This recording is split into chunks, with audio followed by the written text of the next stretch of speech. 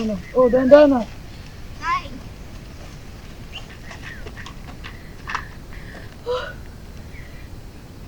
Tay! Final exam na namin, hindi po ba? Ako po ang may pinakamataas sa score sa klase. 49/50. O tapos? Sayang, isa na lang sana. Perfect na ako. Pero di bali, Tay. Alam ko ako ang may pinakamalaking grade sa klase. Itago mo lang yung anak at hindi naman ako interesadong makita yan. Tay!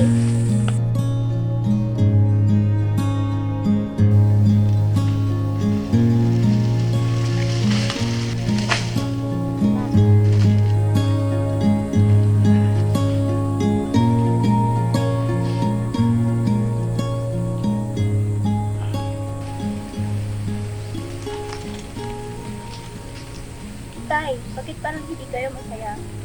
Ano bang kartihan yan, Daika? Tumulong ka na lang sana sa inay mo, tindahan, at baka ako'y matuwa pa. Pasensya na nga, Itay, at ako'y tutulong na.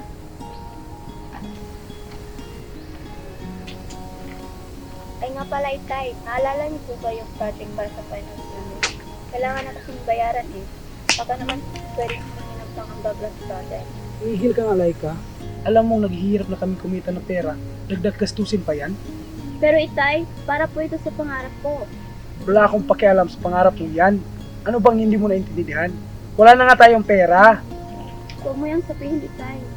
Konti na lang regarding sa ako. Hindi mo pa rin naintindihan, Laika. Wala na nga tayong pera para maabot yung sinasabi mong pangarap. Hindi na nga tayo makakain ng maayos sa isang araw. Uunahin mo pa yan. Tumigil ka sa pag-aaral at tulungan mo ang nanay mo sa pagtinda. Tay, maaari po tayong umutang sa bakam ko. Sigurado ako makakautang tayo doon dahil mabait po ang chairwoman ninyo. Tumigil ka nga, Laika. Hindi ka ba nakakaintindi? At saka ano sinasabi mong utang? Malulugi na nga ang organisasyon namin. Po? Mahirap tayo, Laika. Naiintindihan mo ba yun? Mahirap tayo. Magtrabaho ka at hindi pag-aaral ang inaatupag mo.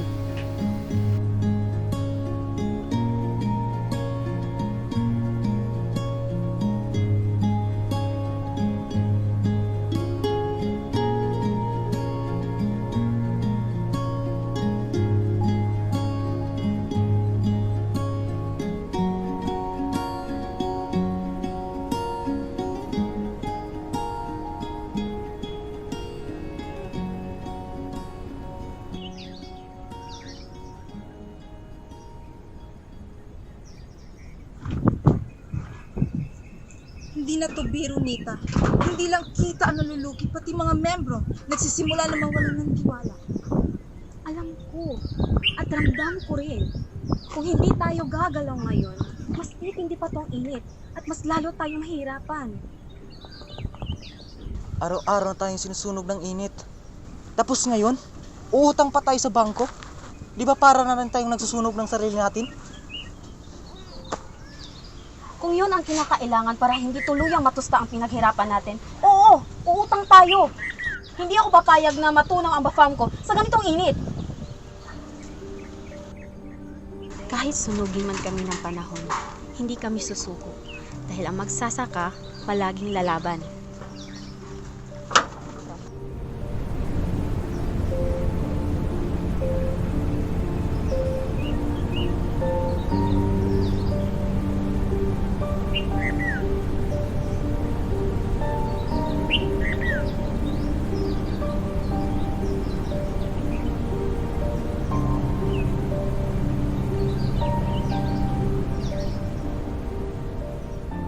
Wala lang ang sitwasyon, Ruben. Humingi na ng pagtatanim sa bafam ko dahil sa panahon. At baga malugi pa ito dahil sa laki ng utang. Tama ka.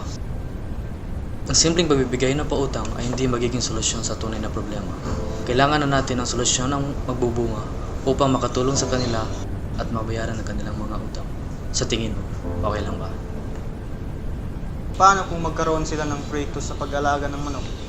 Diba isa rin naman ito sa mga programa para sa mga beneficiary natin. Pwede rin tayong magbigay ng sasakyan para sa agarang transportasyon ng mga itlog nito. Pwede, magandang ideya yan ah. Mataas din ang demand ng mga itlog ngayon. At maaari rin tayong mag-alok ng mga programa para sa pagsasanay sa pamamahala sa pinansya. Tama. Upang mapabuti ang kanilang pag-iingat ng mga tala at pagbubudget. Magandang programa ito para sa ating mga benepisyaryo.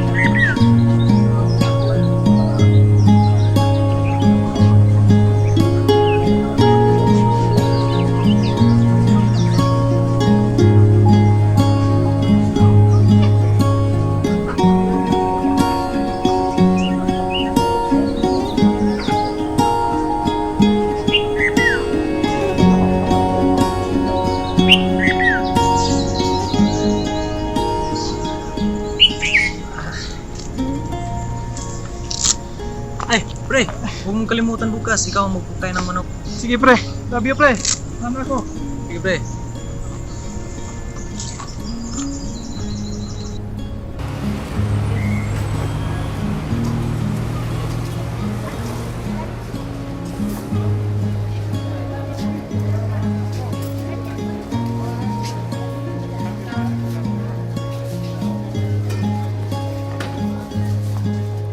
Hello, ma'am! Ano sa'yo? Fresh pong mga gulay namin ngayon. Magkano pong kilo ng sayote? Ah, ito ba? 120 po. 20? Mahal naman. Parang nahukay nagtitinda ng karne. Abay, ganito na po kasi talaga yung presyo ng mga gulay ngayon, ma'am. Alam nyo naman pong nagtataasan ng mga presyo ngayon. Ano ka ba? Ay, bay, doon sa kabila, 100 lang yan ah. Salamat na lang. Doon na lang ako bibili. Ay, ma'am! Dito na lang po kayo! Bigay ko sa'yo 110. 100? Ayaw ko 90? Ayaw naman. Uy, ang lakas ng boses. May naaway mo ba yung customer? Abay, pasensya na. Kasi nangihinayang ako eh. Nagrereklamo sa presyo ng mga gulay natin. Ano bang gusto nilang presyo? Yung halos ipamigay na lang natin. Sana naman maisip nila yung mga magsasaka, di ba? Diyos ko. Ayun, pumunta doon sa may bagong bukas na tindahan. Mas mura daw doon. Narinig ko nga yan, Mars. Mas marami bang bumibili doon. Hindi ko lang maalam kung anong gagawin natin strategy. Malulugi na ba tayo? Uy, huwag mo sabihin yan. Ano na lang mangyayari sa atin kung wala ang org? Ay, oo nga pala. Kailangan ka doon sa org. Ako muna magbabantay dito. Bakit daw? Uy, si Jose. Anak ko yung elda nating itlog. Uy, totoo ba? Si Jose? Uy, pero wag naman tayo mahusga agad. Di pa naman napapatunayan, di ba? Uy, sige na. Kailangan ko na doon. Ako na magbabantay dito. Uy, sige, Mars, ha? Salamat, ha? Balik ako mamaya. Salamat. Paano unod ang mga buhay natin ito kung may ganyang tao sa organisasyon na ito? Huminahon nga muna kayo. Pwede naman nating idaan ito sa matinong usapan. Hindi yung nagsisigawan tayo. Abay, sinong hindi magagalit, Nelia? Alam mo kung anong nangyayari sa organisasyong ito. Alam mo, maliit lang ang kita natin. Tapos nanakawan pa tayo? Tama, wala nga ba ibang magnanakaw na itlog dahil si Jose ang nakasay ngayon, hindi ba? Huminahon muna kayo, pwede ba? Hayaan niyo muna magsalita si Jose bago kayo magsalita na ganyan. Hayaan niyo muna siyang magpaliwanag. Mang Jose, magsalita na ho kayo. Ilang taon na akong nagtatrabaho sa organisasyong ito. At kailan may wala akong ginawang mali. O ako ang naka-assign sa poultry ngayong araw. Pero pagkain at tubig lamang ng mga manok ang inasikaso ko. Wala nang iba. Teka lang ha. Ang init na kasi ng mga ulo ninyo. Na-check niyo ba ulit kung ilang tray ang mga itlog? O di ba? Pwede ba? Huwag kayong magbinta kung hindi naman kayo sigurado. Ang mga bagay ay maayos sa tamang komunikasyon, hindi sa sigawan. Maliit na bagay, pinapalaki nyo? O sige na. Bumalik na ka sa trabaho at ipapacheck ulit ang mga itlog ngayon.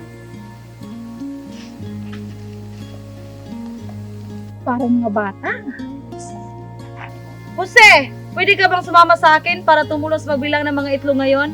At para na rin sa ipapanatag ng isip mo. Tara na.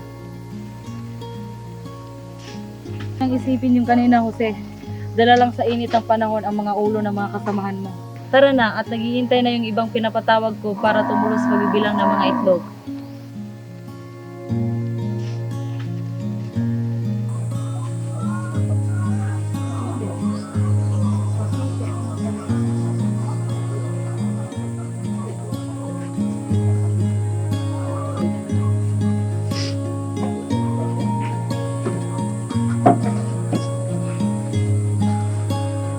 Oh! Andito lang pala yung nawawalang tray ng itlog!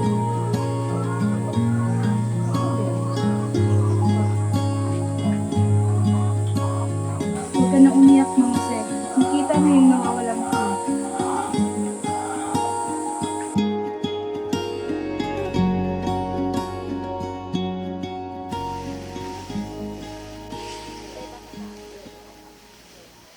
Mga manong, si tatay po. Ulay ka, abay busy sila ngayon sa manukan. Sige po, Manong Franco.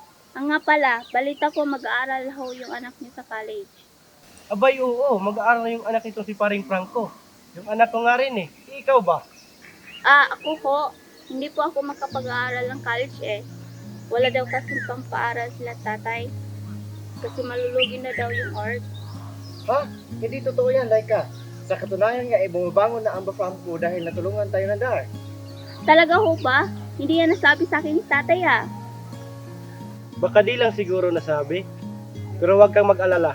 Sigurado akong pag-enrolling ka ng tatay mo sa kolehiyo.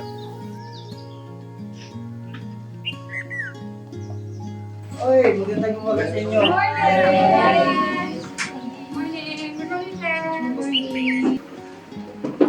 Bilisan niyo at paparating na lang sa sasakyan. Magandang araw ulit sa inyo, Ma'am Rita. Masaya ako at nakabalik ulit kami dito sa inyong kapangko. Sobrang masaya rin po ako, sir, dahil muli kayong bumisita dito sa amin upang magbigay ng aral at informasyon sa aming mga kasamahan. At yun nga po ako pang po ng aming negosyo. At nakapag-upang kami ng malaking halaga upang hindi lang nalugi ang aming pinakamahal na organisasyon. Sa katunayan nga po, sir, natatakot po kami ng mga kasamahan ko na baka malugi ko itong negosyo namin. Ito po yung pinapupunan namin ng kita. Yung iba nga po sa amin, hindi na pinakayanan yung pagtatrabaho ko. Kaya, wala po sila ng ibang trabaho. Ma'am Rita, huwag na kayo mag-alala dahil kami na ang mga sa inyo. Mag-enjoy na lang po tayo na ngayong araw na ito dahil may dala kong kasiyahan na kaliligayan natin.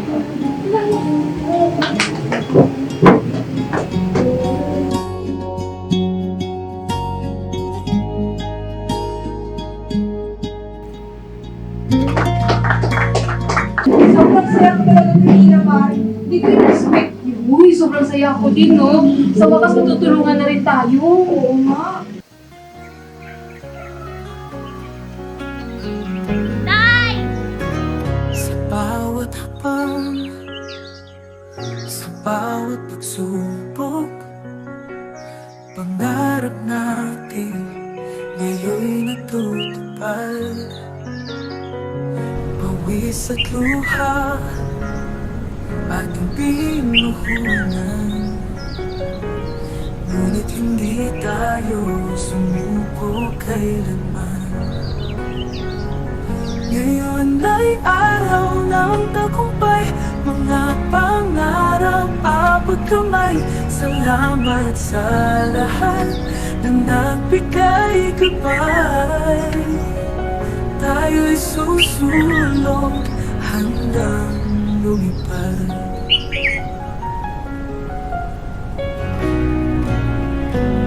Ang bawat aral na ating natutunan, paun sa landas ng bagong simula. Mga alaala ating ingatan, dahil dito tayo humubog at lumaban. Ngayon ay araw ng tagumpay, mga pangarap abot kamay.